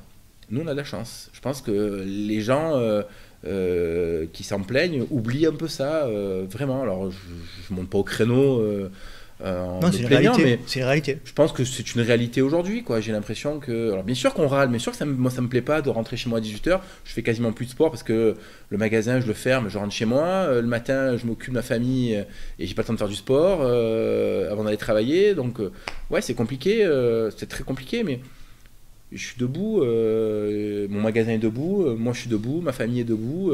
Et voilà, je relativise aussi en me disant que j'ai perdu des gens autour de moi, des gens qui sont morts du Covid. Donc je me dis peut-être que si on met ça en place, c'est peut-être aussi pour nous protéger. Alors bien sûr, il y aura toujours ceux qui te diront oui, mais il y a d'autres possibilités. Mais bon, moi pour l'instant, je trouve que les solutions qui sont mises en place aujourd'hui, elles sont pas si mauvaises que ça. Et que de toute façon, on voit toutes les possibilités qui existent à travers le monde. Et le Covid, il fonctionne toujours, il tourne toujours. Donc voilà. J'en profite pour rebondir. Du coup, tu parlais qu'on faisait là au niveau, on faisait des sorties le jeudi, on faisait des tests, etc.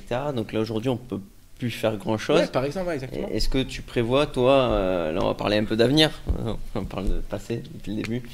Est-ce que tu prévois quelque chose, peut-être pour faire du one-to-one pour ce qui est des tests, ou est-ce que tu as prévu quelque chose? Voilà.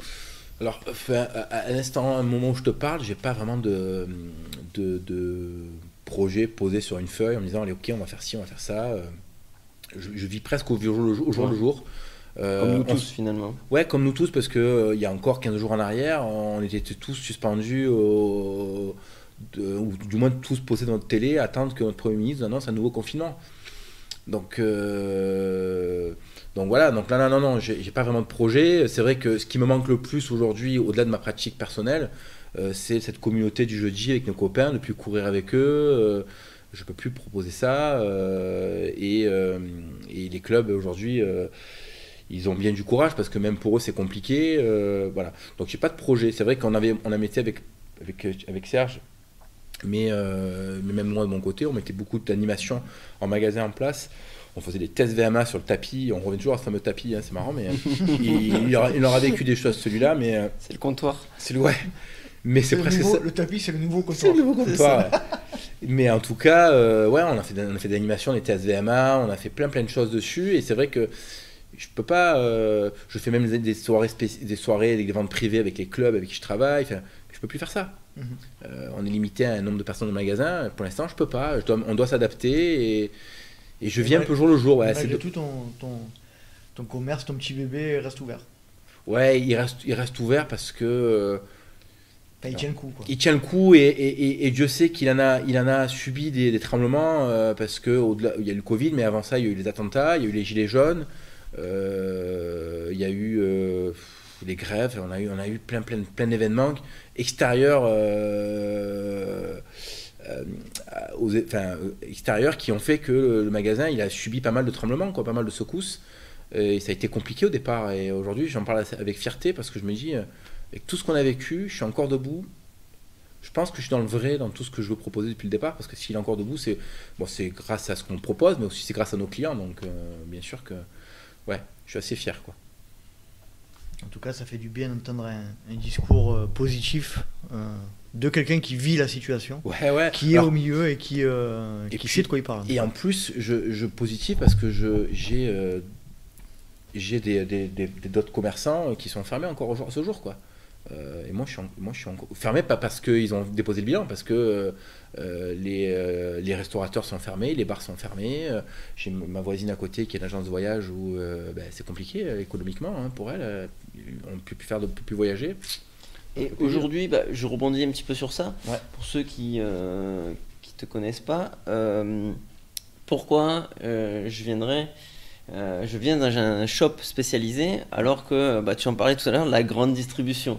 Elle est présente, elle propose des chaussures plus ou moins low cost et là on est sur un shop spécialisé, donc pourquoi je viens chez toi? Parce que d'abord j'ai des enfants à faire vivre et s'ils veulent des cadeaux à leur anniversaire, mes enfants, il faut que vous veniez chez moi. Non. Bah si. Déjà oui, oui déjà. Faites des dons. Voilà. Non, parce que non. Alors après, nous on existe parce que j'ai eu en tant que consommateur, en tant que client, des différentes expériences. Moi j'étais client sur des magasins sur Marseille Marseille dans la région, quoi. Et j'ai toujours été content de la prestation qui m'était fournie. En fait, c'est un peu une expérience. Quand tu viens dans un magasin, un shop spécialisé, c'est une expérience. Tu viens pas acheter une paire de baskets, tu te sers, tu vas en caisse, bonjour, ça coûte tant, merci, au revoir. Nous, on va vous prendre de A à Z, on va vous faire vivre vraiment une vraie expérience. Donc, le client, on va lui poser plein de questions pour comprendre sa pratique. On va le faire courir sur un tapis de course. On va prendre ses empreintes de pied pour avoir la pointure, la largeur de pied, la hauteur de toute plantaire. On va lui donner un joli canapé et lui faire boire un bon café. Exactement, on offre des cafés, voilà. Et c'est vrai qu'en grande distribution, on peut avoir des produits similaires aux nôtres, sauf qu'il y a tellement de monde que les personnes, moi je récupère, je récupère, c'est pas le terme, mais je retrouve en magasin des clients de grande distribution où ils sont plantés.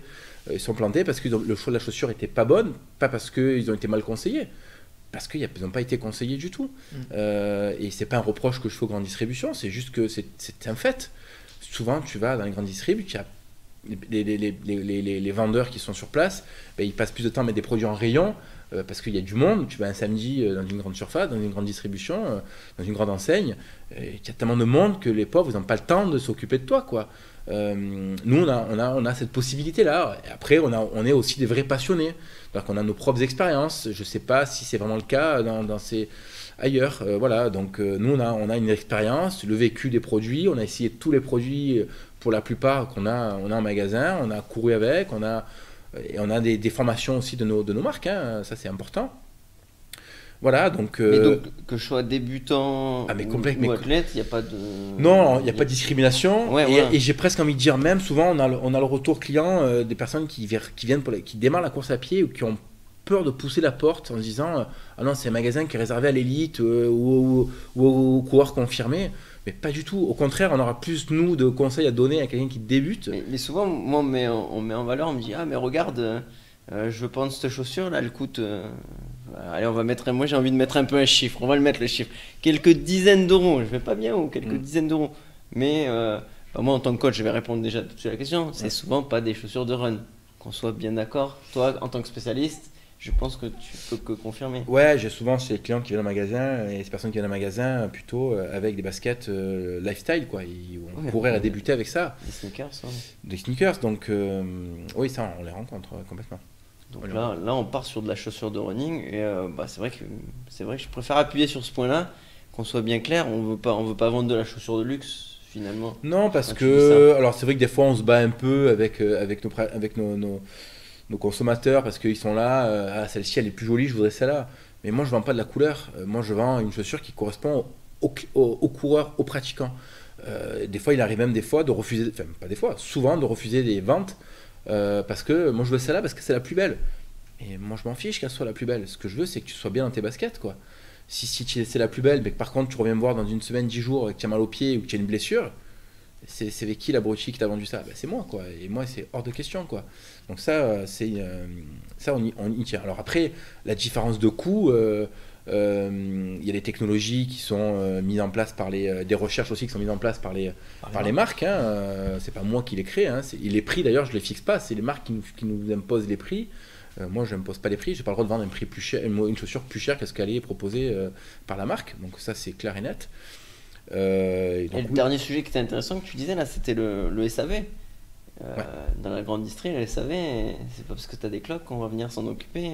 Ben, moi, je fais, ouais, je prends. Alors déjà, le SAV, j'en ai très peu. Parce que Non, moi, quand je disais le SAV, c'est dans le sens le SAV moral, c'est-à-dire ton retour client. Bah, parfois, je vais pas bien dans cette chaussure. Ah bah ouais. Pourquoi, comment, Bah, et on peut avoir des retours. Bien sûr. Alors c'est vrai que nous, en plus, ce qu'il y a de bien, c'est que alors, avec le client qui fait son footing le dimanche matin, c'est plus compliqué parce que la chaussure, il va laisser un magasin et ça va s'arrêter là, où on le fait courir sur le tapis, on court un peu dans le magasin, mais il a une expérience avec la chaussure qui va durer 1 ou 2 minutes, quoi, par chaussure. En revanche, on a souvent des accompagnements, nous, des marques, où on fait ce qu'on appelle des testings avec des clubs, où on le fait en magasin, c'est-à-dire qu'en magasin, les marques va venir et propose quelques modèles avec toutes les pointures. Et on va faire courir, on va faire une sortie running et donc on va faire un test en trail avec la dernière chaussure trail de Salomon par exemple, et on part dans les collines essayer la chaussure. On vend rien ce jour-là, il n'y a rien à vendre, on fait juste essayer la chaussure, le client va courir avec, il va s'en faire sa propre analyse, sa propre expérience et se dire cette chaussure-là, elle était bien, ou voir elle n'était pas bien, elle n'est pas faite pour moi. Et à la limite même presque, j'ai envie de dire, en faisant en mettant à disposition ce type d'expérience-là, je me mets presque une balle dans le pied finalement. Parce que le client il peut l'acheter ailleurs, pas forcément chez moi, mais c'est pas grave. Moi j'aurais fait mon truc et voilà, ça c'est cool, quoi. C'est beau. Qu'est-ce que tu arrives à déterminer souvent les clients qui viennent juste pour essayer, avant d'acheter sur internet? Ça t'énerve? Alors il y a deux types de personnes qui font ça. Évidemment au début je me faisais avoir, j'ai manqué d'expérience et je me faisais avoir, alors je me faisais avoir oui et non parce que limite c'est pas un client, je l'aurais jamais comme client, il me fait perdre 5 minutes de mon temps, pas très grave. Et il y a ceux qui effectivement, donc dans ces deux catégories là, il y a ceux qui viennent et qui posent 3 questions et potentiellement mettent le pied dans la chaussure et vont partir. Mais il y a ceux qui vont te faire passer énormément de temps. Et ça, par contre, ça, j'avoue que j'ai du mal à l'accepter parce que ils vont venir un samedi après-midi, le magasin il est bondé, tu vas leur faire l'analyse de foulée. L'analyse de foulée, il faut savoir que toute l'expérience qu'on propose, ça dure un quart d'heure, 20 minutes. Mmh.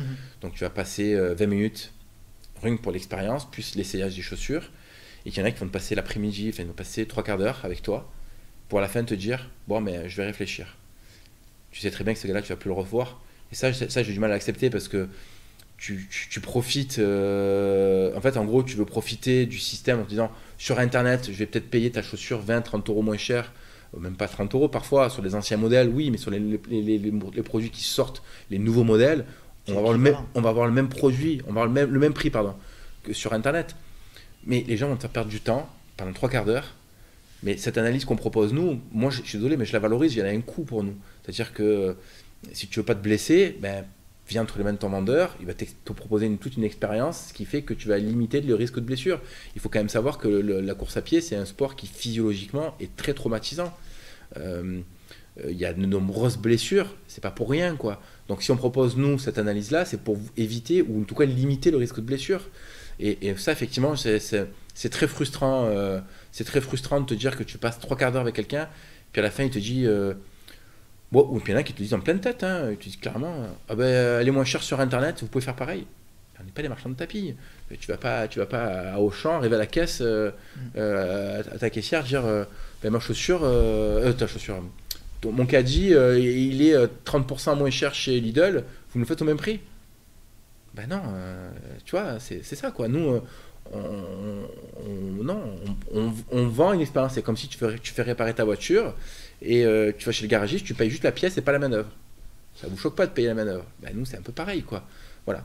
Et si tu veux, une fois que tu l'expliques aux clients, la plupart ils le comprennent bien, quoi. Tu n'as pas besoin d'expliquer. Pour eux, ça me paraît logique.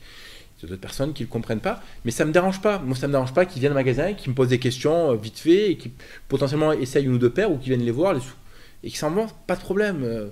Il n'y a aucun problème avec ça, moi, ça me gêne vraiment pas. Mais quand tu veux passer 3 quarts d'heure, non, ça par contre, j'avoue que... Et surtout que je dis qu'en plus, d'ailleurs, j'ai d'autres clients qui attendent, et on perd du temps, quoi. C'est dommage. Ou qui partent éventuellement même. Et je manque des ventes, parce que des clients, au bout d'un moment, ils attendent, ils s'en vont, quoi. Bon, ça arrive rarement, mais ça peut arriver. Ouais, ça peut arriver. Ça, c'est vrai que c'est... Mais les gens, quand ils le font, la plupart ils le pensent même pas à mal. Je veux dire, ils font pas ça en disant tiens, Sport Addict, on va en faire exprès de lui faire ça. C'est pas du tout ça. C'est qu'ils réfléchissent, ils se disent pas que derrière, nous, on a des charges, etc. Et que si on a ces prix-là aujourd'hui, c'est que d'abord, c'est les marques qui nous les imposent et que derrière, nous, on fait vivre également une entreprise. On fait vivre aussi, j'ai un vendeur, on a des vendeurs, voilà. Donc, on fait vivre tout ça, quoi. Donc, c'est comme ça. C'est le côté un peu moins rigolo du métier, mais voilà, après, il n'y en a pas tant que ça non plus, donc c'est cool. Tu parlais de ces côtés un peu négatifs, mais tu peux nous citer un peu, si tu avais un moment qui t'a marqué positivement dans toute cette histoire de 5 ans, ça serait quoi? Positivement, je vais aller au-delà, hein. On va dire ton plus beau moment dans ton magasin. Ouais, j'en ai eu beaucoup. Franchement, j'en ai eu beaucoup. Alors, j'aurais du mal à.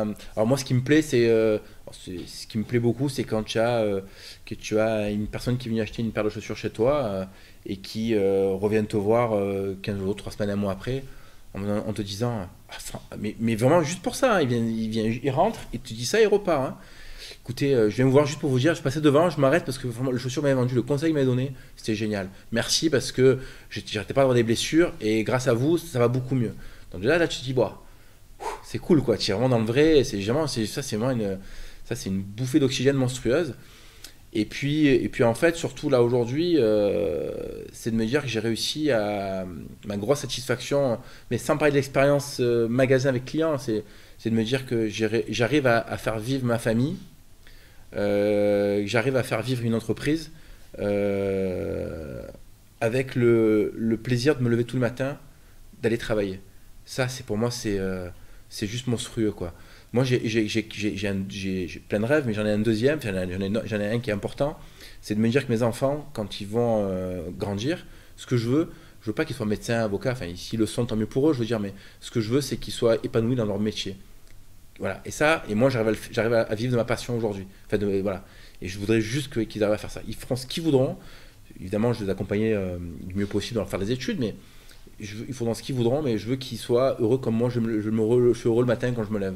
Moi, le matin, je vais au magasin, je ne viens pas travailler. Je viens rencontrer les gens. J'ai des gens qui viennent au magasin juste pour boire un café avec moi, pour me raconter leur expérience de la course du dimanche. Bon, ça fait un moment qu'ils ne viennent plus ceux-là parce qu'il n'y a plus de course, mais voilà, moi, ça, c'est ma satisfaction, elle est là aujourd'hui. Ça, c'est vraiment ça. C'est-à-dire, je suis heureux de ce que je fais. Très bien. Voilà. Serge, on va se faire un mot de la fin. T'as d'autres questions? Non, moi c'est bon. Tu voudrais, pardon, fatigué. Est-ce que tu voudrais aborder un sujet, Bertrand, dont on n'aurait pas parlé? Là, comme ça, il n'y a rien qui me vient. Non. Pas spécialement. On a bien fait le tour. Je pense que j'ai beaucoup parlé. Donc, Non, mais tu nous as bien fait. Ça y est, il n'y a plus de batterie. Tu nous as bien partagé toute ton expérience comme je le disais tout à l'heure, de quelqu'un qui sait, qui est confronté à la réalité, à la dure réalité surtout aujourd'hui. Et en tout cas, on est très heureux que ton projet se soit concrétisé de cette manière et que tu puisses vivre de ta passion. Ouais, mais j'en suis aujourd'hui j'en suis conscient de tout ça, je suis conscient de tout ça. Et moi, je te le dis d'autant plus clairement que moi, c'est mon rêve, je ne l'ai jamais caché. Mon rêve, c'est d'être à ta place. Pas d'être à ta place en tant que gérant de magasin, mais ce que tu disais tout à l'heure, vivre de sa passion. Et j'y travaille et j'espère un jour y arriver. Il n'y a rien de plus beau que ça. On te le souhaite. On te le souhaite. Mais ton projet, on l'a parlé en amont, mais ton projet que tu mènes aujourd'hui, il est bien ficelé, il est de plus en plus écouté. Peut-être qu'un jour tu y arriveras et je te le souhaite. Je te le souhaite. Je te le souhaite carrément. Serge, le mot de la fin pour toi, dis-nous. Moi, je vais vous dire merci pour l'expérience. Merci Bertrand de l'échange. Merci à vous surtout. Très content d'avoir participé à ton podcast parce que je t'écoute. Ça fait plaisir. On t'écoute. J'espère t'écoute. J'espère que vous avez également apprécié le format. Moi, j'ai l'habitude de finir sur une petite phrase assez sympathique qui est bonbon et saucisson. Portez-vous bien. Bye, salut, merci à tous. Au revoir, merci. Salut à tous les deux. Ciao. Ciao. Et voilà, cet épisode est à présent terminé. J'espère que vous avez passé un agréable moment en compagnie de notre invité. Et je le remercie de nouveau de s'être rendu disponible pour un épisode du LTP. Si vous souhaitez rejoindre la communauté du LTP, rien de plus simple, rendez-vous sur Instagram à Let's Try le podcast, sur Facebook à Let's Try, sur YouTube à Let's Try, ou alors je vous laisse taper Let's Try le podcast sur les moteurs de recherche et vous tomberez sur mon site internet. Vous avez également la possibilité de vous inscrire à la newsletter que j'envoie tous les mois, newsletter sur laquelle il y a les news du LTP, les invités à venir et tout un tas d'autres sujets. Vous trouverez le lien d'inscription sur les différents moyens de communication. Et comme vous le savez, le Let's Try Podcast est un projet 100% bénévole. Donc si le cœur vous en dit, et pour soutenir le projet, n'hésitez pas à aller sur la plateforme Patreon/Let's Try le podcast. Patreon, Patreon. J'espère vous retrouver pour un prochain épisode du Let's Try Podcast. Et d'ici là, n'oubliez pas, si vous pensez que c'est impossible, faites-le pour vous prouver que vous avez tort. Salut